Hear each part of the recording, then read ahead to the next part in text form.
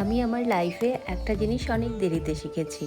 চাই না আমার মতো তোমরাও দেরি করো। কী জিনিস সেটা আজকে শেয়ার করব। এই স্যালাডের রেসিপিটা তোমরা অনেক আগেই জানতে চেয়েছিলে, কিন্তু আমি একেবারেই শেয়ার করতে ভুলে গিয়েছিলাম, তাই আজকে ভাবলাম শেয়ার করি। সকালের সব কাজকর্ম মোটামুটি সেরে ফেলেছি। এখন একবার দরজার দিকে, একবার ঘরের ভিতরে, এইভাবেই করছি। আয়ুষ ডিউটি যাবে তো, তাই বের না হওয়া পর্যন্ত একটু ওয়েট করতে হয়। আজকে দুপুরে ভেন্ডি রান্না করব। কি রান্না করব সেটা শেয়ার করব তোমাদের সাথে। এর মধ্যেই সবজিগুলো ধুয়ে মুছে রেডি করে রাখছি। আয়ুষের ডিউটি এখন মেডিকেলে না, অন্য জায়গায় পড়েছে, আর ও যাওয়ার সময় ওর কলিগদের সাথে করে নিয়ে যায়। হঠাৎ করেই সবাই এসে যাওয়াতে ওরা যাওয়ার জন্য রেডি হচ্ছিল বলে আমি দৌড়ে গিয়ে ওদের সবাইকে বাই বলে আসলাম। বাড়ি থেকে কেউ যাওয়ার সময় একটু গেট পর্যন্ত ছাড়তে না গেলে মনটা ভালো লাগে না। আর এই দেখো, সারা রাত চিৎকার করে এখন ঘুমোচ্ছে। আবার চলে আসলাম কিচেনে। ভাবলাম রান্নার জোগাড়টা করে রাখি। ভেন্ডিগুলো কেটে আগে থেকে রেডি করে রাখছি। কাজগুলো একটু গুছিয়ে রাখলে পরে রান্না করতে সুবিধা হয়। আজকে অবশ্য আমার বাইরের তেমন কোনো কাজ নেই, বেশ একটু ফ্রি আছি, তাই ভাবলাম সবজিটা কেটে রেখে দেই, তারপরে একটা সময় নিয়ে একটু আরাম করে পরে রান্নাটা করে নেব। এই যে সময়টা চলছে, এই সময়টাতে তোমরা আমাকে একটু বেশি শুটকি খেতে দেখবে। আমি তো ভীষণ শুটকি লাভার। এই সিজনে যেসব সবজি পাওয়া যায় সেগুলোর সাথে শুটকি খেতে আমার দারুণ লাগে। ভেন্ডি দিয়ে ভালো লাগে, কাঁকরোল দিয়ে ভালো লাগে, আর কাঁঠালের দানা দিয়ে তো আমার সবচেয়ে বেশি ভালো লাগে। ওটা আমার মোস্ট ফেভারিট। আচ্ছা, আমার মতো কে কে আছো বলো তো, যারা শুটকির একেবারে ডাই হার্ট ফ্যান?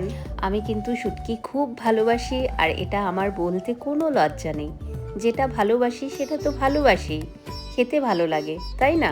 তবে আমি একটা জিনিস অনেকবারই দেখেছি, অনেকেই শুটকি খেতে পছন্দ করে, কিন্তু সেটা বলতে একটু সংকোচ বোধ করে। কেন করে সেটা আমি বুঝতে পারি না।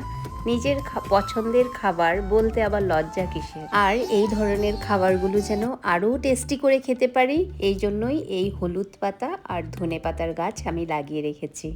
এই ফ্লেভারগুলো আমার ভীষণ পছন্দের, তাই যখনই দরকার হয় এখান থেকে এক দুটো পাতা ছিঁড়ে নিয়ে সরাসরি রান্নায় দিয়ে দিই।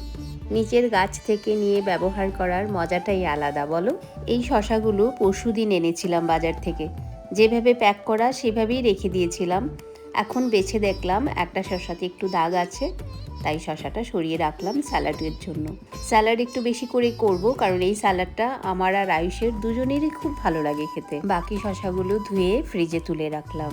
একটা কথা শেয়ার করি তোমাদের সাথে।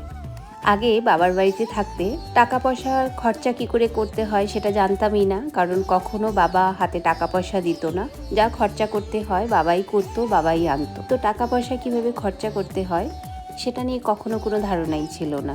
আর বিয়ের পর যখন নতুন সংসার শুরু করলাম, তখনও কিছু জানতাম না, কারণ যাই কেনাকাটা করতে হতো হাজবেন্ডই করতো।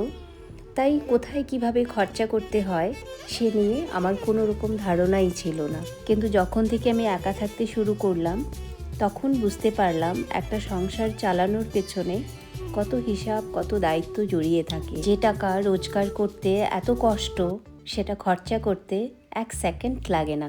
বুঝতে পারলাম যে মানুষটা সংসারের দায়িত্ব কাঁধে নিয়ে চলে, সেই মানুষটার মাথায় কতটা টেনশন থাকে। আমাদের সংসারের বেশিরভাগ দায়িত্বটা আমার হাজবেন্ডই সামলাতো, তাই তখন ওর কষ্টটা বুঝতাম না। এখন যখন সব নিজে সামলাতে হচ্ছে, এখন বুঝি।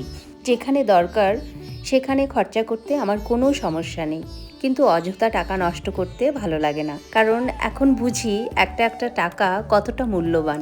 তাই আমি সবসময় চেষ্টা করি যদি দুটো টাকা বাঁচানো যায় তাহলে সেটা বাঁচিয়ে রাখি, কারণ যে টাকাটা সেভ হলো সেটা তো আমার কাছেই রইলো, আর যেটা অযথা খরচা হয়ে গেল সেটা তো আর ফিরে আসবে না। কাল কি হবে সেটা কিন্তু আমরা কেউই জানি না। তাই আজ যতটুকু পারি একটু একটু করে সেভ করার ট্রাই করি।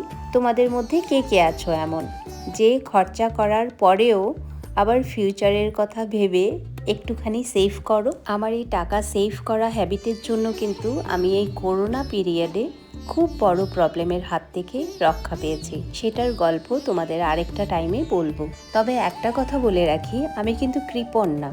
আমি আমার নিজের শখ ফুর্তি করে তারপরে সেভ করি।